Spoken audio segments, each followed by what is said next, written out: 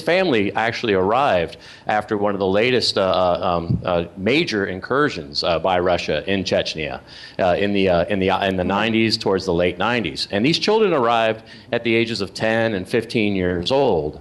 And you have to understand that they are from families that live in some of the poorest parts of former Russia. So by and far, they understand when they come to a country like this that the Americans are not innocent in these incredible wars that go around the world. Neither are the Russians. And so for them to be anti-American or anti-Russian based upon the history of what's happened in their country, I find that very believable. Now, the fact that the older brother was probably becoming a little more radical than the younger brother, but the younger brother idolized the older brother. And whether they're innocent or guilty, or the FBI knew about them and they were dragged in, I'm saying that these guys were fighting against something that's been destroying their nation for hundreds of years. Okay, and so I'm not sympathetic. Yeah, I'm sorry for stopping you there. I'd just like to bring in a comment by one of our viewers on our Facebook page. They've been making these comments throughout the day today on this specific case. We'll take a look at that comment and we'll be back with the next question. One dead, one cannot speak. Who is behind the bombings? Neocons, Apex? Very convenient. Don't believe what the police and the media are saying.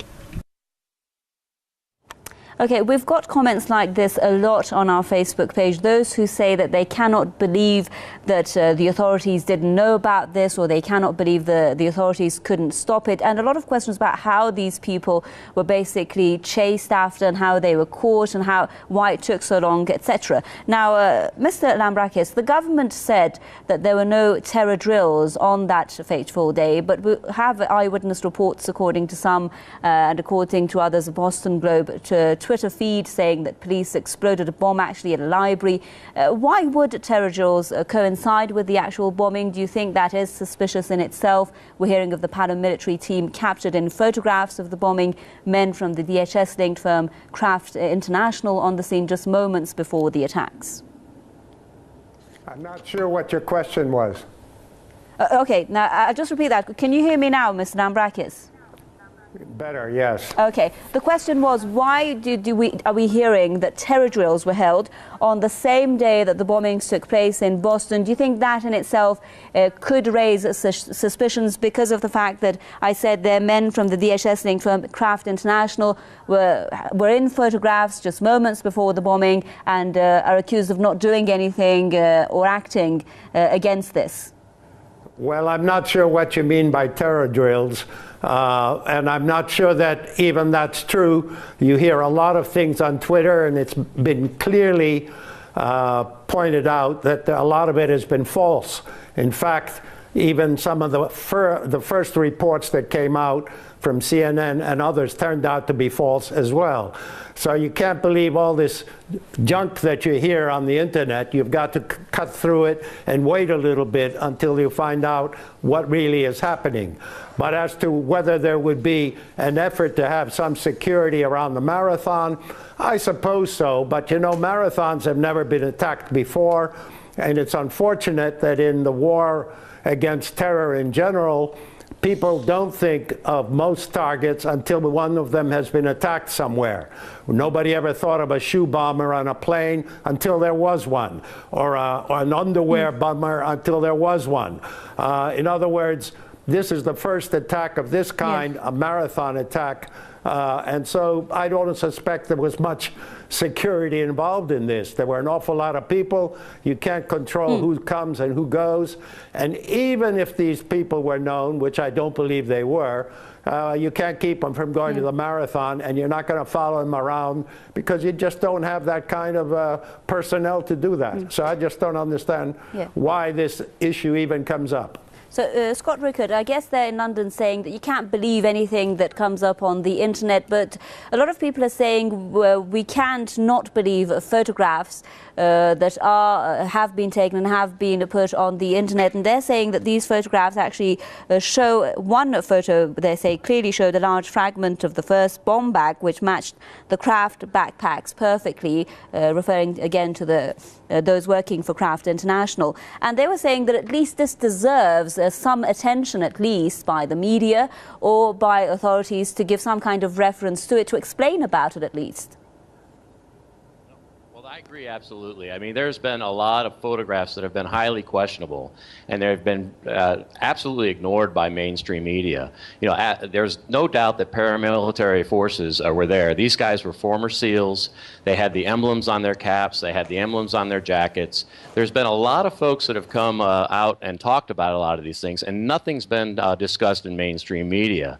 There's been a lot of things on Twitter that have been incorrect, but there have also been a lot of things on Twitter and Facebook that are actually suspicious. And the fact is that nobody's looking into these, and you cannot believe everything that the police officers and everything that the FBI is telling us.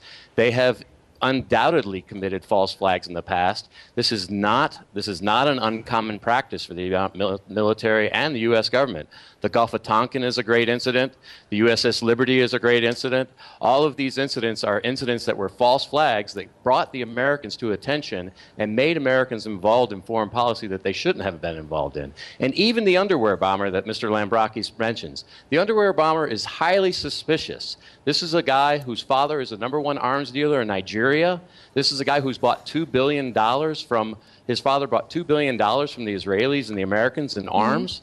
The underwear bomber was a highly suspicious guy. How did he make it through the airport in Schiphol without being fully surveyed by the cameras that are in that? I have never seen footage of him walking through the airport, and this man got on an aircraft flying to the United States. Abdul Muttalib basically flew to the United States without being surveilled in the airport at Schiphol. That is a complete lie. In fact, the surveillance systems were being run by an Israeli company that was basically a Mossad company. So you have a lot of very suspicious activity. And to say the underwear bomber was not a false flag, that is highly, highly, highly undoubtable. You cannot say that that was not a false flag. Okay, before I put the next question to our guest in London, I'd just like to bring in another of our Facebook comments, one of our viewers expressing his views on this. Let's take a look. Well, they certainly acted in a very unfortunate manner, throwing pressure cooker bombs and gunfire at police if they were not guilty, because it does not look like the behavior of innocents. Her rather than his, Barbara Pedrick Blyde, who gave that remark there. Now, the question to Mr. Lambrakis is, a lot of people are saying that despite all these questions, we have to accept these are people that carried out dangerous acts. They should face justice, whatever. But there has been a debate right now, Mr. Lambrakis, about how this remaining suspect should be treated. Some saying, going as far as saying that she should be treated as an enemy combatant. Others saying that the term terrorist for him is too much because he should be treated in a civilian court as a criminal. What do you think? Well, I think there is both of those things are being argued. Frankly, I go for the criminal side, and I think that's where it will probably end up. The issue will be whether it goes under the federal courts, in which case you could